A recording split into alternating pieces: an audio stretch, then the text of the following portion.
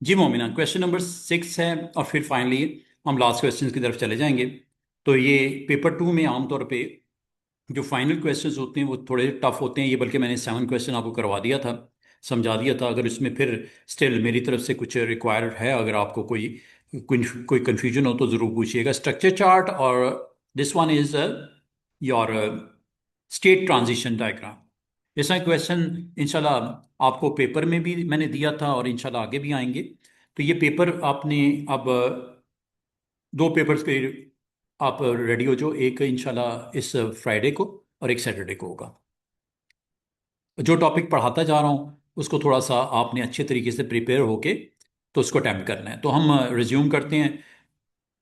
इसमें मेनली एक क्वेश्चन शायद लास्ट वाला रह गया, इसको थोड़ा सा देखना है।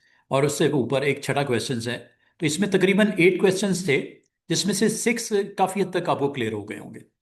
इसी तरह जब हम 2-4 पेपर और करेंगे तो क्लैरिटी और आती जाएगी, कॉन्सेप्ट और स्ट्रांग हो जाएंगे। इंशाल्लाह पेपर में वाले दिन आपको इसका अच्छा जो फ़ायदा मिलेगा, बेनिफिट होगा। तो सबसे पहले हम इसको रिज्यूम करते हैं, क्वेश्चन नंबर 6 को। क्वेश्चन नंबर 6 में क्या रिक्वायर्ड है?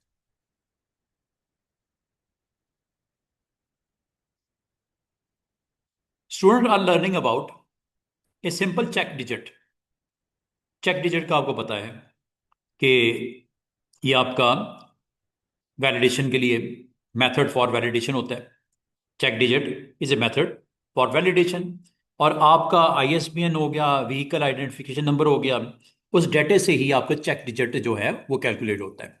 In this method a single check digit is appended to the end of the original number to give a new number. The student are studying a method. पहला step क्या है? Calculate the sum of all the digit in the original number. Okay. Uses integer division to calculate the remainder when the sum is divided by 10. Use the remainder as a check digit. Append the check digit to the original number, creating the new number. Original number, like as you can see, 4162 is original number. You need to sum all the digits, 4 plus 6 plus 2 plus 2, 4 plus 1 plus 6 plus 2.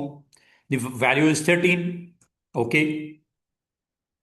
After dividing this sum with 10, remainder is obviously 3. 10 ones are 10, 3 is the remainder. So new number is, you need to append, the digit, this digit, like this. 4162 is the original number, 3 is appended. The method described can be used to detect a single digit error. For example, if the new number is incorrectly input, like 4162 की बजाय 4163 होता, तो obviously check digit कुछ और निकलता and input will be rejected. ये एक mechanism होता है जिसके थ्रू, चेक डिजिट के थ्रू आप एग्जैक्टली वैलिडेशन करते हो। An incorrect attempt was made to enter 4162। The first two digit were entered incorrectly, last three digit were entered correctly. तो फर्स्ट टू डिजिट ही अगर आपके गड़बड़ हो जाएं, ठीक है, when the number was tested, the check digit was found to be correct and the input was accepted. Identify an example of incorrect attempt to the number 41623 and explain why this number would not be rejected. अच्छा जी, अब आपको वो कह रहा है कि एक number जो आपका अकॉर्डिंग टू गिवन सर्कमस्टांसेस वो क्यों नहीं रिजेक्ट हुआ, रीजन बताओ। क्या रीजन हो सकती है वैसे?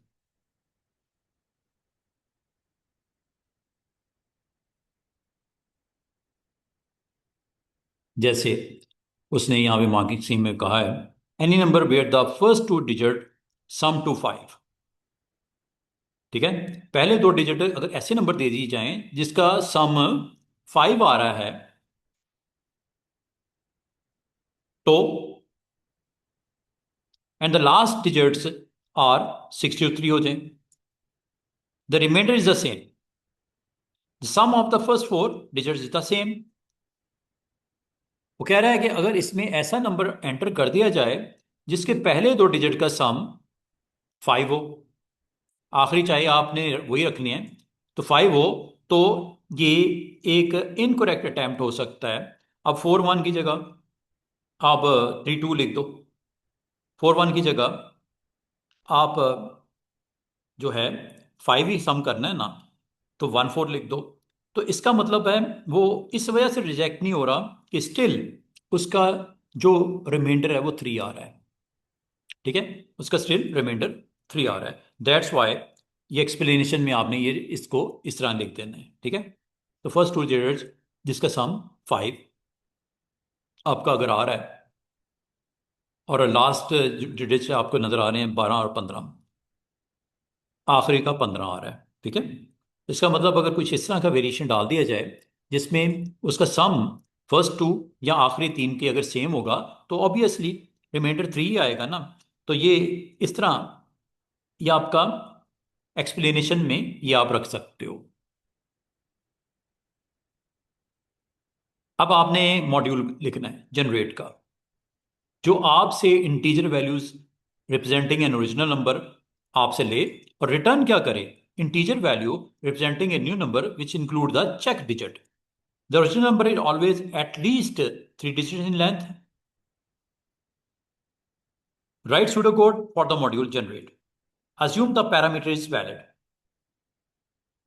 तो इसका मतलब है आपको जनरेट का जो कोड लिखना है उसमें आप का नंबर जो होगा वो आपको दिया जाएगा।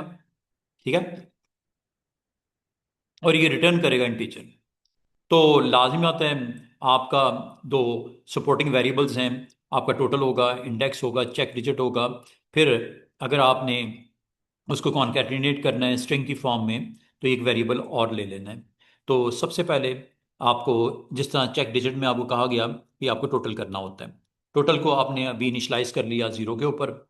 और सबसे पहले जो नंबर होगा, लाइक जो भी नंबर है 4 1 2 3 या जो भी नंबर है, वो नंबर आपका आया, उस नंबर को आपने स्ट्रिंग में कन्वर्ट कर दिया, नंबर टू स्ट्रिंग।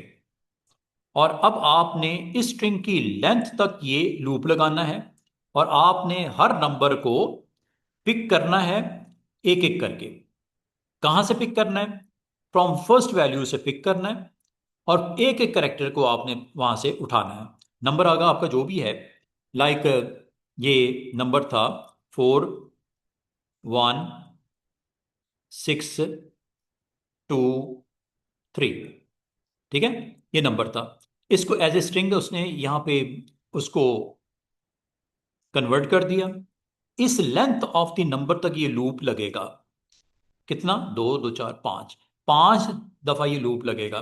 पहली दफा क्या होगा, टोटल में इस वैल्यू को पहली को पिक करेगा। ठीक है, मिड का मतलब है नम स्ट्रिंग में इंडेक्स वैल्यू 1 1। ये जो ये होता है ये स्टार्टिंग करेक्टर होता है, और ये आपका नंबर ऑफ करेक्टर्स होते हैं कि पहले से पहले वैल्यू को पिक किया और टोटल में जाके अपडेट कर दिया। टोटल की वैल्यू पहले थी 0, अब हो गई 4। फिर दूसरी वैल्यू लाजमी बात है, यहाँ पे आपने इंडेक्स वैल्यू 2 हो जाएगी। तो दूसरी वैल्यू में एक करेक्टर जो है दूसरा वो पिक किया, 4 + 1 5 हो गया। फिर तीसरी वैल्यू 5 + 6 11 हो गया, 11 + 2 13 हो गया, 13 + 3 16 हो गया। इस तरह आपका नंबर जो है वो टोटल को अपडेट कर देगा। और फिर इस टोटल का जो चेक डिजिट कैसे निकलता है, आपको ऊपर भी बताया कि उस टोटल को आपने मॉड करना है विद 16 10 सॉरी, और ये 10 के ऊपर जब डिवाइड करेंगे रिमाइंडर आएगा, रिमाइंडर चला जाएगा इसमें। और रिमाइंडर जब इसमें चला जाएगा तो आपने नंबर की वैल्यू को अपडेट करना है by multiply by 10 and plus this check digit. तो नंबर आपके पास जो भी है, ठीक है, नंबर आपके पास जो भी है उसमें चेक डिजिट को ऐड कर दिया जाएगा। अच्छा, इसमें है ये आपकी कुछ एक्सप्लेनेशन है।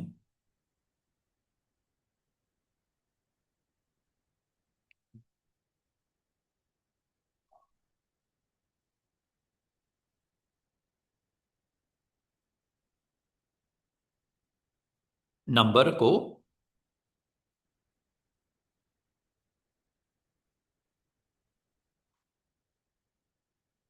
ये पॉइंट है, नंबर को, जो नंबर आपका ये था ना 41623 वगैरह ये नंबर था, तो चेक डिजिट जो रिमाइंडर आया है जो आपका इसमें चेक डिजिट में स्टोर है उसको उसके साथ कॉन्कैटिनेट करना है। ये कॉन्कैटिनेट है, या वो कह रहे हैं ये कर दो। नम स्ट्रिंग जो था, जो कि आपके 5 डिजिट या 6 डिजिट थे, उसके साथ कॉन्कैटिनेट कर दो उस नंबर को स्ट्रिंग में कन्वर्ट करके। मिखा में इसकी बजाय आप ये यूज कर लो, this is the correct version. Num string में ये जो आपका पहले आपका नंबर टू स्ट्रिंग किया था, अब स्ट्रिंग टू नंबर हो रहा है। ठीक है, ये स्ट्रिंग में कन्वर्ट हो रहा है नंबर वापसी। तो उसमें कॉन्कैटिनेट करने के लिए आपको पता है एंड साइन लगता है। तो नंबर आपका 41623 है, साथ में जो आपका चेक डिजिट वाला नंबर है उसके साथ कनेक्ट कर दिया गया, और उसको फिर आपने रिटर्न कर देना है ऐसे। ये सेकंड वाला ठीक कर दो, ये निकाल देना नंबर, ये आपकी स्टेटमेंट निकाल देना, ये नहीं चाहिए, ये वाली लगा देना, और साथ में स्ट्रिंग टू नंबर आपका रिटर्न में आ जाएगा। तो एक्चुअली कर क्या रहा है कि जो भी नंबर दिया जा रहा है वो नंबर गेट करने के बाद उसको टोटल निकालने के बाद उसका आपका चेक डिजिट निकालने के बाद जो नंबर था उसके साथ कॉन्कैटिनेट करके चेक डिजिट रिटर्न किया जा रहा है। मतलब ये सिंपल सा सूडो कोड है which will get A number like this. After getting those number it will make total, और टोटल करने के बाद आपका मॉड 10 के ऊपर रिजल्ट जो आएगा वो चेक डिजिट में स्टोर हो जाएगा, और चेक डिजिट में स्टोर होने के बाद उसको फिर कॉन्कैटिनेट करके रिटर्न कर दिया जाएगा। ये सिंपल सा जनरेट का फंक्शन है। थोड़ी सी समझ आइए कि आपसे नंबर गेट किया एज ए स्ट्रिंग, और फिर उसको एक एक करके नंबर को मिड फंक्शन के साथ आपका टोटल में अपडेट किया गया और फिर आपको रिटर्न किया गया। इस तरह आपकी छोटी छोटी छोटे इस तरह अपने सूडो कोड की प्रैक्टिस करते जाओगे ना, तो आपकी सूडो की स्किल्स जो हैं वो अच्छी हो जाएंगी और इंशाल्लाह फिर आपको फायदा मिलेगा। अब चलते हैं जी क्वेश्चन लास्ट पे। इस तरह के 4-5 क्वेश्चन पेपर अगर हम हल कर लें और कुछ मैं आपको टेस्ट के थ्रू कनेक्ट कर दूं, तो इंशाल्लाह ये आपके अच्छे ग्रेड बनाने में हेल्प करेगा। A program is being developed to manage student book loan from a college library. Student में बोरो अप टू 5 बुक्स, इससे ज़्यादा नहीं। The programmer has defined a record type. ठीक है, रिकॉर्ड डाटा आइटम क्या है? पहला आइटम, दूसरा, तीसरा, हर एक की डाटा टाइप डिफरेंट डिफरेंट हो सकती हैं, तो ये रिकॉर्ड डाटा टाइप कहलाती है। अरे नहीं है, ये रिकॉर्ड डाटा टाइप हो गया। ठीक है, क्या क्या कंटेन कर रहा है आपको बता दिया। The program has defined a global array. Loan की एक अरे बनानी है जो 5000 लोन रिकॉर्ड को स्टोर कर सके। Very simple. सबसे पहले तो आपने यहां पे ये काम करना है, प्रोसीजर। अब ये प्रोसीजर जो है ये आपको लिखने को कहा है इसने,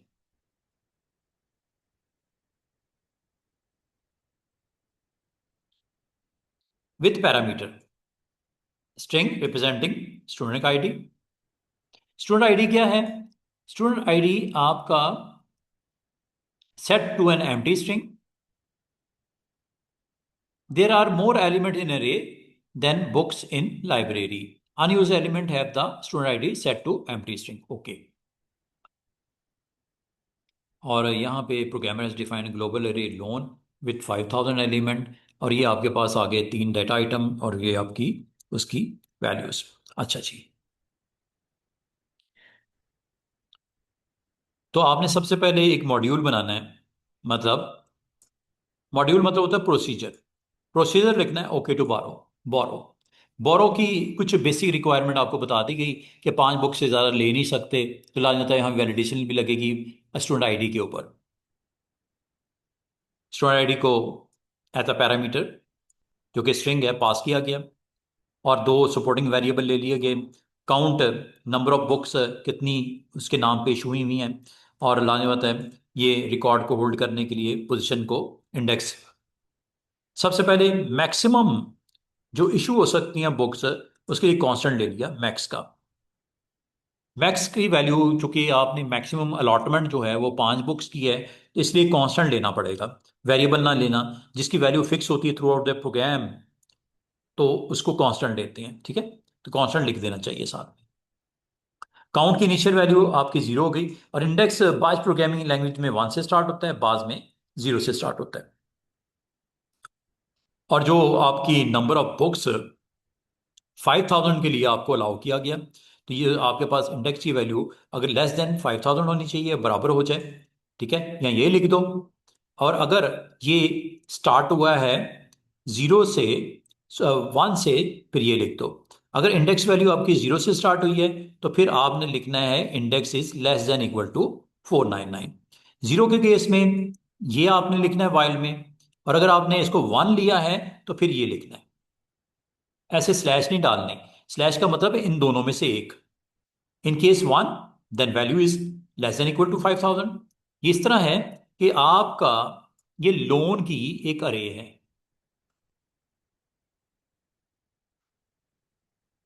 ये लोन की अरे है, ठीक है। और लोन की अरे में अगर ये वैल्यू आपने 1 से स्टार्ट की है, ये आखिरी 5000 होगी, और 0 से की है तो ये फिर 499 होगी। बस ये जरा देखा, इसमें यही बताया गया है। तो इसका मतलब है आपने ये नहीं लिखना। और वाइल में एंटर कब होगा लूप में? जब काउंट की वैल्यू भी लेस देन मैक्स होगी। और अगर आप इनिशियलाइजेशन देखो, काउंट की वैल्यू 0 इसलिए रख दी गई है ताकि लूप में एंटर करने से वो मना ना करे।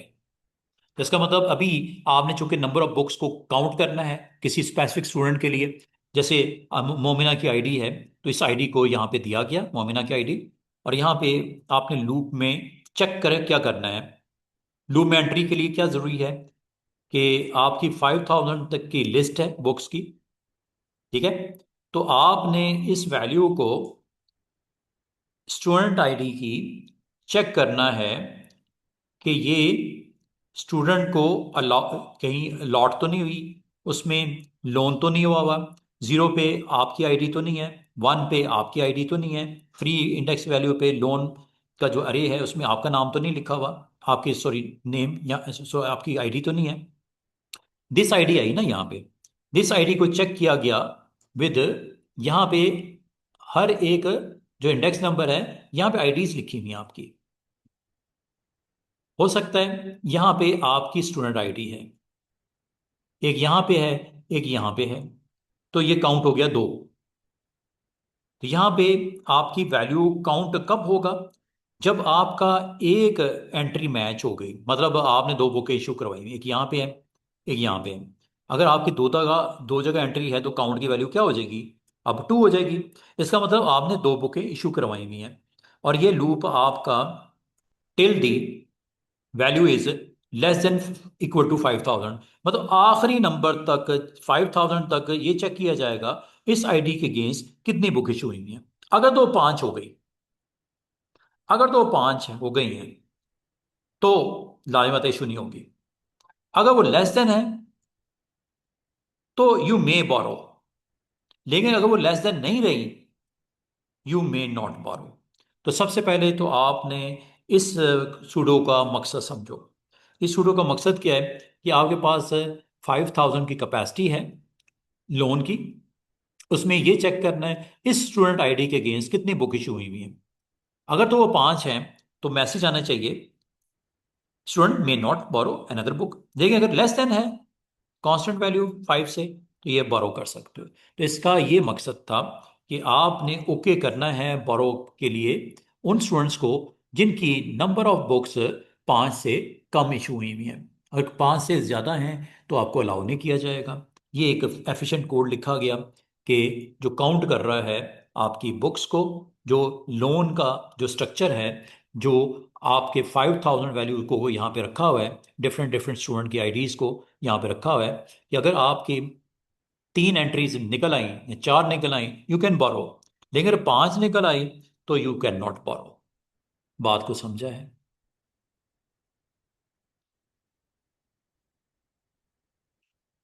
बात को समझा है मोमिना?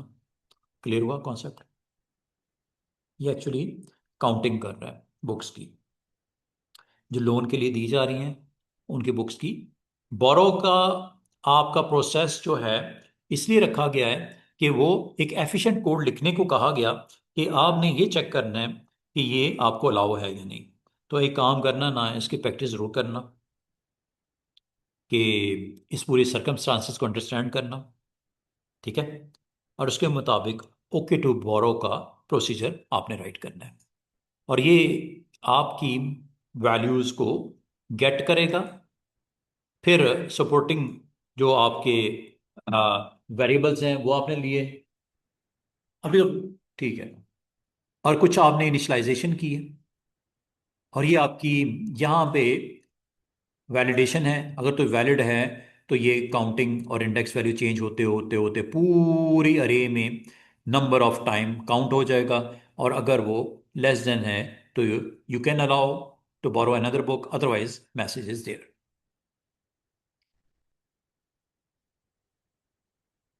कितने नंबर्स हैं? 7 नंबर हैं। अच्छा जी। अब आपको यहां पे एक सेकंड मॉड्यूल के लिए कह रहा है, रिटर्न बुक।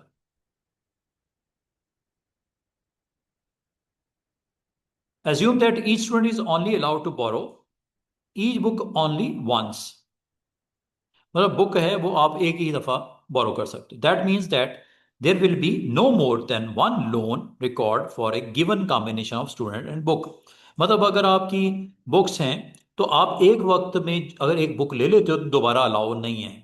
तो आपको कह रहा है कि इसके अंदर क्या करोगे। एक आपने रिटर्न बुक का प्रोसीजर लिखना है जो 2 पैरामीटर कैरी करेगा। एक तो स्टूडेंट की आईडी और दूसरा बुक आईडी। और दोनों आपकी स्ट्रिंग्स होंगी। कम से कम सिग्नेचर तो आपको डालने आने चाहिए। ये सिग्नेचर है इसके। फंक्शन रिटर्न करेगा यस या नो। अगर तो आपकी स्टूडेंट की आईडी मोमिना ने एक बुक इशू करवाई हुई है और ये दोनों की टाइप आपने स्ट्रिंग लेनी है और रिटर्न बुलियन होगा कि यस हो चुकी ये बुक, इस आईडी को एक दफा इशू हो चुकी। ये आपका एग्जैक्टली ट्रू या फॉल्स देगा। अगर हो चुकी होगी तो आपको कहेगा ऑलरेडी ये बुक असाइन हो चुकी है, अब आप दोबारा बोरो नहीं कर सकते। तो लाजमत है आपको अगेन आपको एक वेरिएबल चाहिए जो वैल्यूज को, फर्स्ट वैल्यू को इनिशलाइज किया गया कि पहली वैल्यू को चेक करे लोन में। Again loan is your array, index 1 से स्टार्ट करेगा, आईडी को as well as book ID को कंपेयर करेगा। आईडी को आईडी के साथ एंड बुक आईडी जो है वो बुक आईडी के साथ कंपैरिजन होगी। अगर आपकी आईडी इसमें मौजूद है और उसकी बुक आईडी भी आपने ऑलरेडी असाइन हो चुकी है तो इसका मतलब ये हुआ कि ये ट्रू रिटर्न करेगा।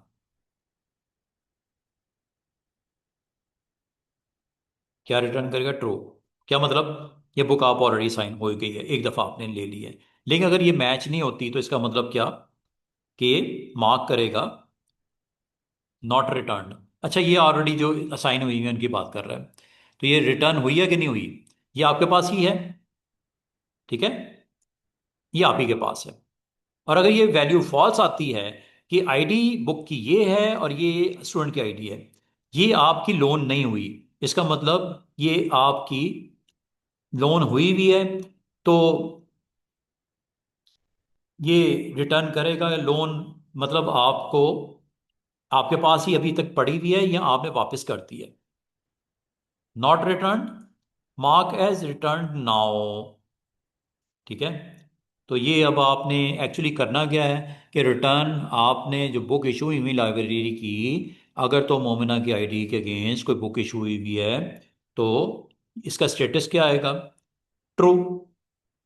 लेकिन अगर आपके पास ये बुक आपने ऑलरेडी वापसी कर दी है तो ये स्टेटस क्या आएगा? फॉल्स। ट्रू कब आएगा? जब आपके नाम पे ये बुक आईडी असाइन हुई हुई है, ट्रू दे देगा। लेकिन अगर आपके नाम पे ये बुक असाइन नहीं हुई इसका मतलब आपके पास है ही नहीं। तो ये आपको डिपेंड करता है इसके ऊपर, स्टेटस के ऊपर, इफ कंडीशन के ऊपर।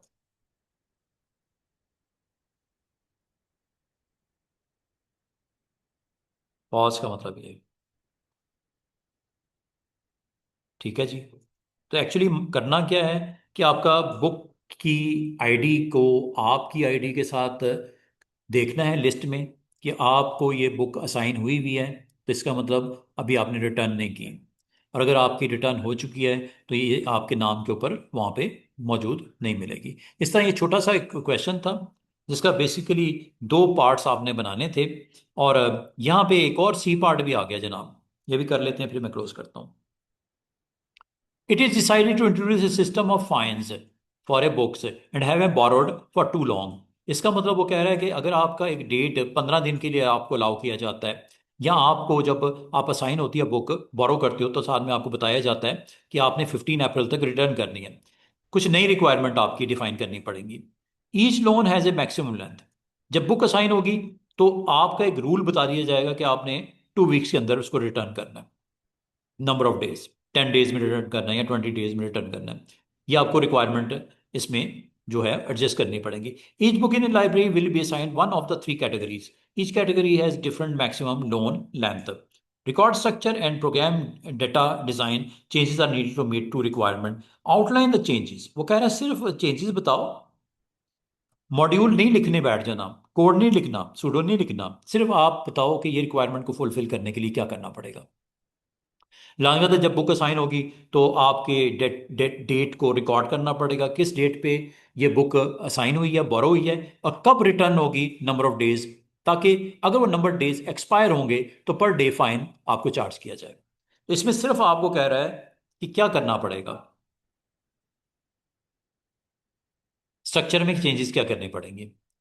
एग्जिस्टिंग रिकॉर्ड में क्या करना पड़ेगा, date due as a new data item आपको ऐड करना पड़ेगा। फिर date of loan, due and loan दोनों, और कितने दिनों के लिए, ये आपको रिकॉर्ड में रखना पड़ेगा। न्यू रिकॉर्ड के अंदर लोन की लेंथ फील्ड भी ऐड करनी पड़ेगी, 10 दिनों के लिए है, 20 दिनों के लिए है। फिर प्रोग्राम के अंदर चेंज करना पड़ेगा क्या, कि date due date compare the due date with today's date. अगर ओवर ड्यू हो गई है तो कैलकुलेट करें कितना फाइन। ठीक है, मैप करें loan length category to length या ड्यू डेट बैक। तो ये आपका एक्चुअली इस प्रोग्राम कोड के अंदर ये दो तीन चीज़ें इंट्रोड्यूस करवानी पड़ेंगी। एक तो आपको यहाँ पे ऊपर अगर आप गौर करो तो एक्चुअली स्ट्रक्चर तो ये था ना, ये वाला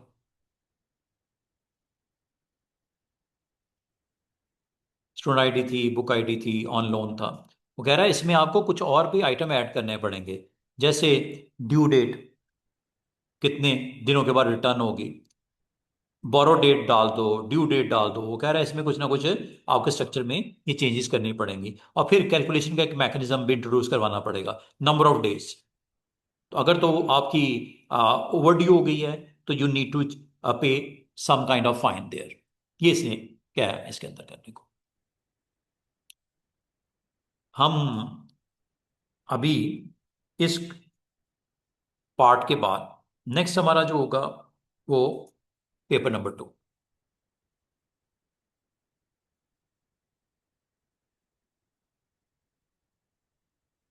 पेपर नंबर 2 का एक मैं थोड़ा सा आपको व्यू करवा दूं, इसको कल हम स्टार्ट करेंगे। इसमें अगर आप गौर करो, इसमें भी कुछ क्वेश्चंस अगर आप बॉटम से देखो, कुछ पार्ट छोटे भी हो सकते हैं, जैसे ये 2 नंबर का एक पार्ट आ गया, 2 नंबर का ये भी आ गया, 4, और ये 7, 11 हो गए। ये भी कोड न्यू लोन का लिखना है, इसमें भी गिवन डेटा है आपको, मिलता जुलता सिनारियो है, न्यू लोन की रिक्वायरमेंट है, बी पार्ट है।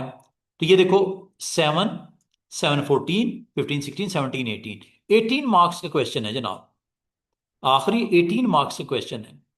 4 पार्ट्स हैं, ABCD।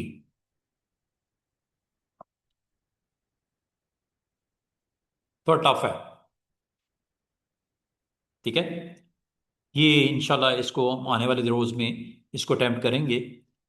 काफ़ी बिग क्वेश्चन है, 15 16 18 नंबर का क्वेश्चन होता है। उससे ऊपर भी कुछ आसान क्वेश्चंस भी होते हैं, कुछ मुश्किल भी होते हैं। ये क्वेश्चन आपका आ गया स्ट्रक्चर चार्ट का। उससे ऊपर एक सिंपल सा एक फंक्शन राइटिंग का आ गया छठे नंबर पे। उससे ऊपर आपका सिर्फ लाइफ साइकिल बतानी है। चलो ये तो बताओ ज़रा आप, फिर मैं क्लोज करता हूँ। The table is some of the development activities हैं। Complete the table by writing the name of life cycle stage for each activity. A structure chart is produced at which stage of a life cycle?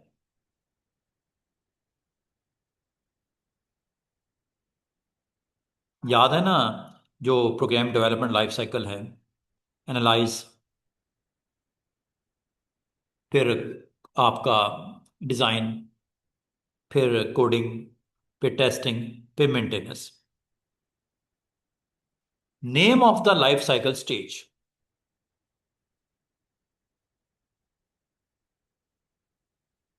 Design. Momna, आपने कहा ये design में आता है। अगला।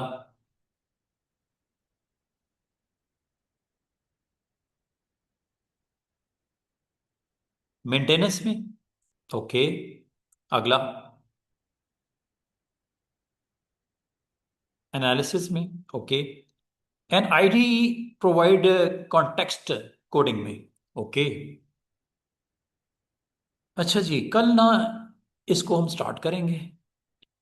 कुछ question आसान मिलेंगे, कुछ थोड़े टफ होंगे।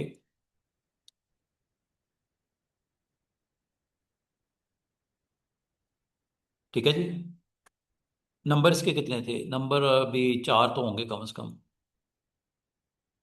फिर इसका सेकंड पार्ट भी है। उसमें आपको ये कहा गया था कि alpha and beta testing has been completed. Alpha beta का पता होना चाहिए क्या है ये। Final testing stage is carried out by the customer.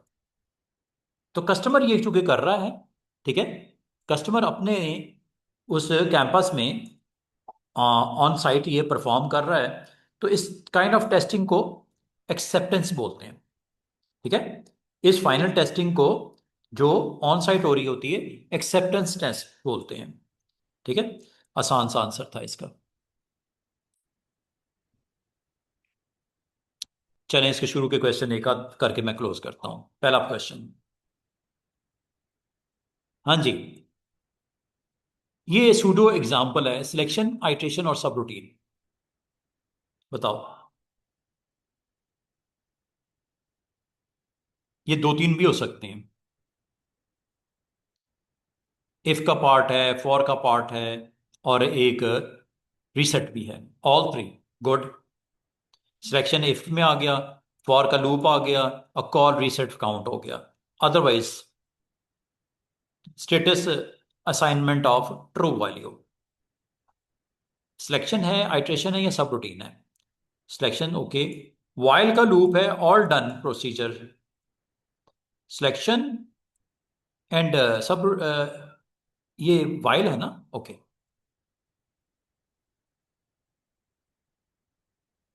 Iteration में आ गया। और सब रूटीन भी है क्या? और आखिरी वाला 30 अगर वैल्यू होगी तो, हाँ ये अदरवाइज केस, वो जो केस वाला स्ट्रक्चर आ गया।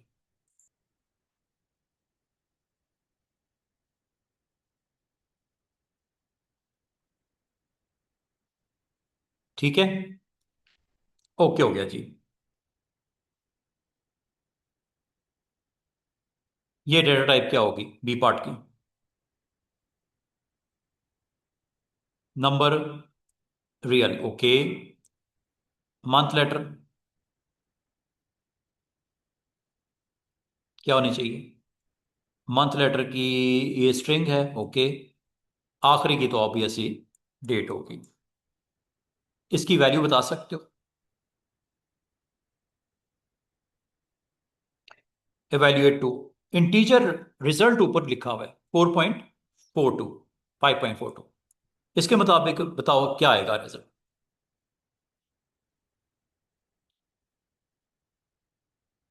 5 + 1 6। 6 इज ग्रेटर देन 6। यस और नो? ट्रू और फॉल्स?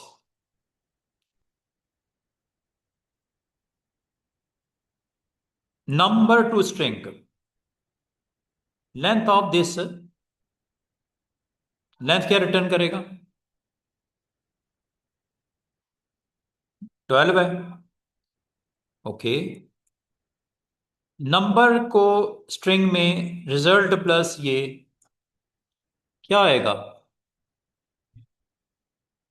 इस नंबर को स्ट्रिंग में कन्वर्ट कर दो।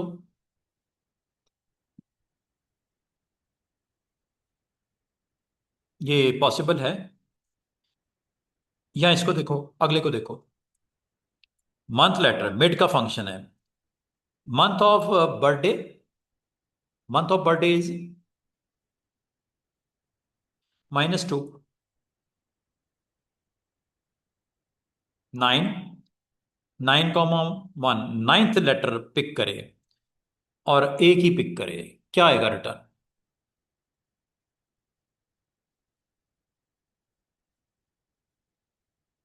इसमें से ऐसा आएगा। नौवां यही बनता है।